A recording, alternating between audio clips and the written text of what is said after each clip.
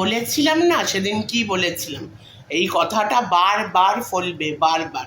এই উপরওয়ালা जब देता है तो छप्पर फाड़ के, আর जब प्रॉब्लम्स देता है वो भी।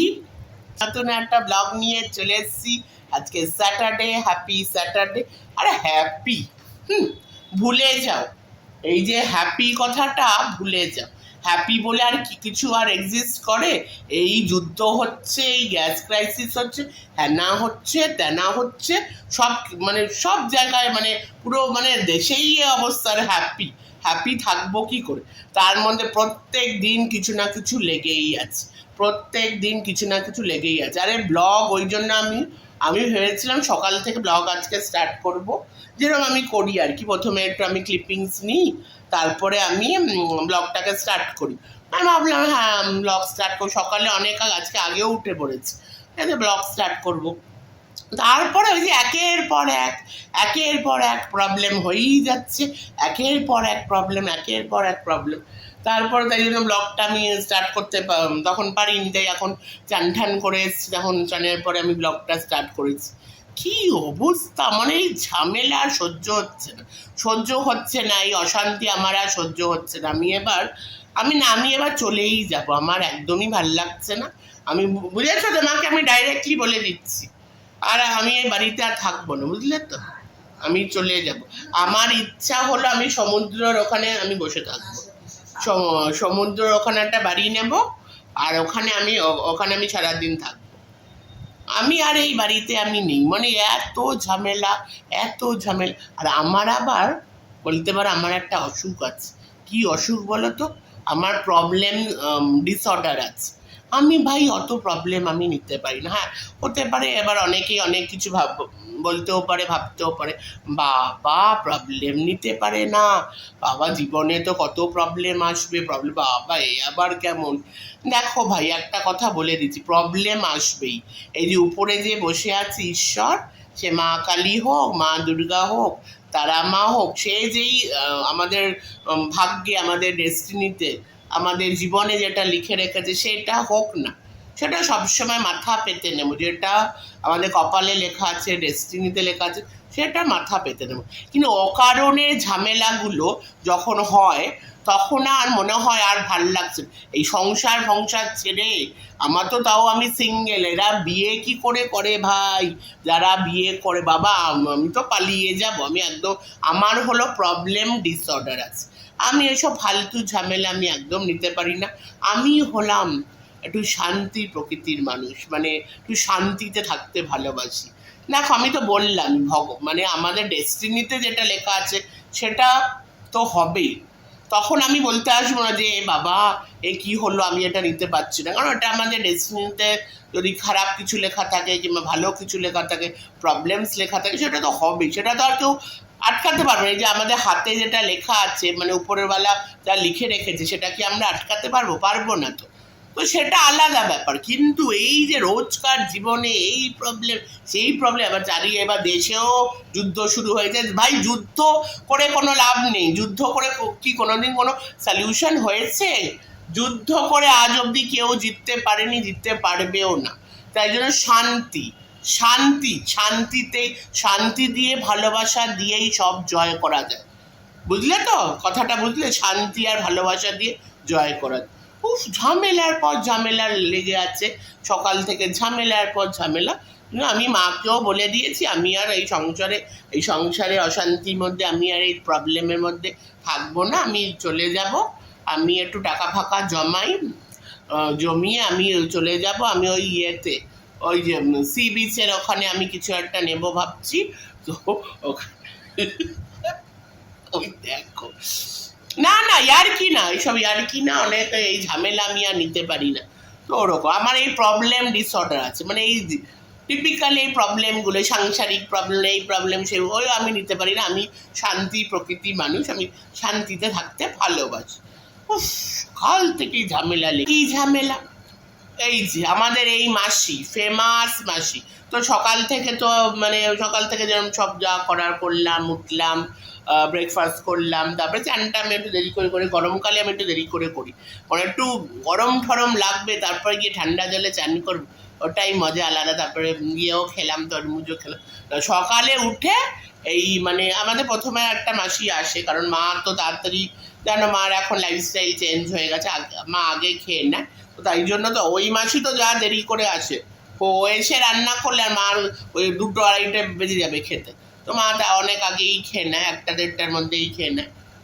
তো ওই একটা মাসি, প্রথমে মাসিটা আছে ওটা মার জন্য, যে মার রান্নাটা করে দেয়। তো সে তো সুন্দর সে আছে, তার আবার আজকে তারা ছিল, সে খুবই মানে সে কোনো কামাই ঠামাই অত করে না, খুবই রেয়ার করলেও মানে খুবই শরীর খারাপ হলে। আর আজকে মানে অনেকদিন পরেই ও তাও এসছে, ওর একটু তাড়া ছিল তো চলে যাবে। তো এইবার মানে মা ফোন করলো কালকে, ওই মাসি হঠাৎ করে মাসি চলে গেছে, মানে মাসি এসছিল আমাদের যে ফেমাস যে মাসি আর কি, যেটা আমার ব্লগেও খুব দেখেছো। তো ওই সেকেন্ড যে মাসিটা, তো সে কালকে 2টোর মধ্যে কাজ করে সে চলে গেছিলো, কারণ ও ডাক্তার দেখানো ছিল, শরীর খারাপ ছিল। এবার আজকে সকালে বলছে যে কিনা সে আসবে না। তো মাসি এবার ইদানিং খুবই কামাই করছে, কামাইটা খুবই বেড়ে গেছে। এবার তারপরে বলছে দেখি কালকে আবার আসি কিনা। এবার তারপরে থেকে দেখো মা তো এখন আর আগের মতন ওরকম করতে পারে না। আর মার একটা প্রবলেম হচ্ছে, অত টেনশনও মা নিতে পারে না। এই যে উটকো ঝামেলাগুলো, এই যে বলি না এই সংসারে থাকতে গেলে এই প্রবলেম ওই প্রবলেম, এইগুলো ভালো লাগে না, মানে সত্যি মাঝের মধ্যে প্রচণ্ড রাগ হয়, চলে যায়, সব ছেড়ে চলে যায়। তো মা তো মানে মার আবার একটা প্রবলেম আছে, যে মা যদি টেনশন নিয়ে নেয় তো সেটা তো ঠিক না একদম। আর মা মানে তাড়াতাড়ি একটু হাইপার হয়ে যায়। তো আমি তো সবসময় মনে রাখি, যা ইচ্ছা করে যাক, যা ইচ্ছা হয়ে যায়, তুমি শান্তিতে থাকো, তুমি কোনো হাইপার নেই। এইবার কি হয়েছে, তো রান্না বান্না মানে তবে মাসি বলছে হঠাৎ করে আসবে, আর এই মাসিরও আজকে তারা আছে। তাও একটু আলু ভাজা ডাল করিয়ে রেখেছি, আর হলো মাছের ঝোল তো মাসি করেই গেছিলো, তো এই হবে, এই খাবার হবে। তারপরে এই মানে হঠাৎ করে মাসি বলে দিল, সত্যি মানে ঝামেলা আর পিছু ছাড়বে না, ঝামেলা পিছু ছাড়বে। তাই হোক, আজকে ব্লগটা আমি ছোট্টর মধ্যেই রাখবো, না এখনো ব্লগ হচ্ছে, ব্লগ কন্টিনিউ, ছোট্টর মধ্যে আমি ব্লগটা রাখবো। তো আজকে আবার আমাদের একটা অ্যাওয়ার্ড আছে, ওটা অ্যাওয়ার্ডগুলো বেশ আমাদের দেখতে ভালো লাগে। ওই স্টার জলসায় কি একটা অ্যাওয়ার্ড আছে না, ওই যে কি জানো, পরিবার অ্যাওয়ার্ড, হ্যাঁ, ওটা দেখবো, মা মেয়ে মিলে দেখবো। বিকেলের খাবার দাবারেও ব্যবস্থা করতে হবে, এই গরমে রোজ রোজ কি আর বাইরে খাবার খাওয়া যায়। আর মাসি মানে যেদিন আসে সেদিন মাসির একটা ব্যাপার আছে, সেদিন পুরো ফ্যামিলিও মাসির আসবে, আরেকজন মাসির আছে, সে এসে যেদিন আমাদের চিকেন হয় চপ টপ একটু বানিয়ে দেয়, কিন্তু মাসি যেদিন আসবে না ওই পরিবারে কেউই আসবে না, এরকমই একটা ব্যাপার। তো বিকেলে পাউরুটির ডিমের অমলেট ওটা খেয়ে নেবো আর কি, খেয়ে নেবো। তো দিনের স্টার্টটা এই প্রবলেমেটিক দিয়ে হয়েছে, পুরো দিনটা আশা করি ভালো কাটবে। আর হলো, আর তোমাদের তো সবসময় আমি বলি, আমি ভাই ঠান্ডা প্রকৃতির মানুষ, আর সবসময় আমি পজিটিভিটি ছড়াতে চাই। তো দেখতে থাকো, দেখি সারাদিনটা কেমন কাটে, কিন্তু সারাদিন আমি শেয়ার করবো না, তার আগে আমি ব্লগ এন্ড করে দেবো। তো ছোট্টর মধ্যে ব্লগটা, মার একটু শরীরটা খারাপ হয়েছিল, যেটা বলছিলাম, ওই যে তোমার পেটের যে গন্ডগোল হয়েছিল, ওটা একদম সাথে সাথে ঠিক হয়ে গেছে। তোমাদের যেহেতু আমি ব্লগে বলেছিলাম, তাই আবার তোমাদের বলে দিলাম যে ঠিক হয়ে গেছে। হ্যাঁ, সাময়িকই হয়েছিল ওষুধ, আর মা বলে এত ওষুধ, বলে না ওই যেই ঠিক হয়ে গেছে আপনি বলছে না আর ওই ওষুধ আমি খাবো না, একেই এত ওষুধ। আমি বললাম ঠিক আছে, তোমার যখন ঠিক হয়ে গেছে খেতে। এমনি তো মেন যে ওষুধগুলো আছে, হার্টের ওষুধ, তারপরে জল যাতে না হয়, লাংসের ওষুধ, ওইগুলো ওটা তো মেন ওষুধ।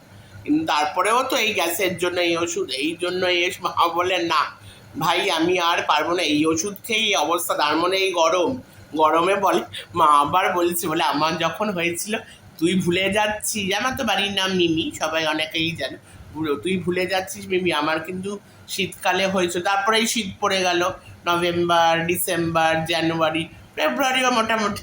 এবার বলছে এবার তো গরম, এবার তাহলে কি হবে, এবার কিন্তু এই গরমে গরম গরম ওষুধ খেয়ে আমরা তাই বলছে, আর আমি এক্সট্রা কোনো ওষুধ খাবো না, গ্যাস ব্যাস হলে একটু খেয়ে নিলাম, কিন্তু এমনি যে নর্মাল ওষুধ খাচ্ছি ওটাই খাবো। আর মার তো থাইরয়েডও আছে, মানে অল্প থাইরয়েড, বেশি না। আমার যেমন আমি খুব মানে বড় ডোজটা খাই আর কি, মা যেটা খাই ওটাই আমি খাই, থাইরয়েড সাম যেটা, আমারটা 100 মিলিগ্রাম, তাই তো, আর মারটা 40। তো ওটা তো সকালে উঠে মানে এমটি স্টমাকে খেতেই হয়। বলে না আমার ভাই ওষুধের ভান্ডার হয়ে গেছে, আর ওষুধ খাচ্ছি। স্যাটারডে লাঞ্চ নিয়ে আমি চলে এসেছি, এটা আমি আমার ব্লগেও দিয়ে দেব। এই আলু ভাজা, মসুরির ডাল, আজকে বললাম না অন্য মাসিরই একটা মাসি চলে গেছে আর একজন তো আসেইনি, স্যালাড ফ্যালাড কিছু নেই। আর এটা হলো এই যে পাতলা মাছের ঝোল। 2000 years later. একজন কিভাবে বিস্কুট খাচ্ছে দেখো, একবার ওই বিস্কুট খাচ্ছে, একবার এই বিস্কুটগুলো নেতিয়ে গেল। তাহলে তোমার সারাদিন কেমন কাটলো আজকে? কি ওই যে আমি যে এই কথাটা বললাম ওরকমই ল্যাটকে না? সকাল থেকে কি অবস্থা, ওই মাসি আজকে কামাই করলো হঠাৎ করে, তারপরে ওই শুনে তোমার কি টেনশন। তোমার কিন্তু টেনশন করা বারণ। তাও মোটামুটি আমরা ওই দেখো কেন মুখ চোখ করছে। বিস্কুট খেয়েছো? এইভাবেই আজকে দিনটা কেটে গেল। বলেছিলামই আজকে ছোট্ট ব্লগ দেব, ছোট্ট একদমই ছোট্ট হয়নি, তাও আর কি অন্য দিনের তুলনায় ছোট্ট হয়েছে। তো তো দিনটা এইভাবেই কেটে গেল।